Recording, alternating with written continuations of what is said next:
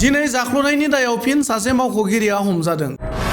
जाख्ल'ग्रा बेरेखा हानजानि संदाननाया गोख्रोङै सोलिगासिनो। हमजानाय मावख'गिरिया सापटग्राम धुब्रि हाग्रा खोन्दोनि रेन्ज अफिसार बाबलु दे।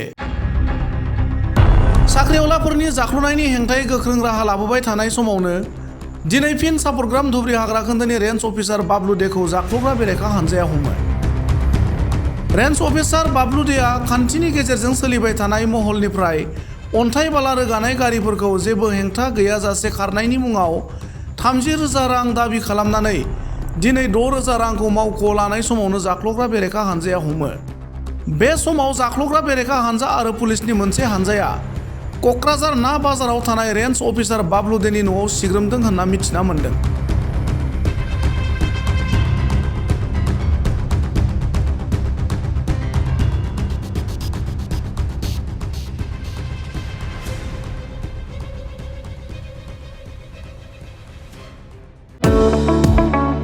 गोदोना सानाय, सिनस्रि सानाय, जरा जरा सानाय, हान्थु सानाय आरो खर' सानाय बायदि जेंनानि फाहामथायनि मिरु एसआइ निउर' थेरापि।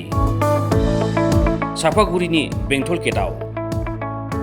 आथिं फारसे थांनानै थाब्लिक गंसेयाव सागाबाय थायो आरो मैया नाजाफैदोंमोन नालाय दा एसे मोजां दं आरो।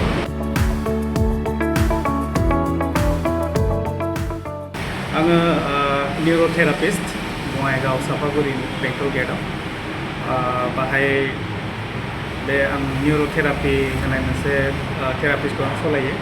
दासिमहालागै आङो 10 मास जाबाय बाहाय।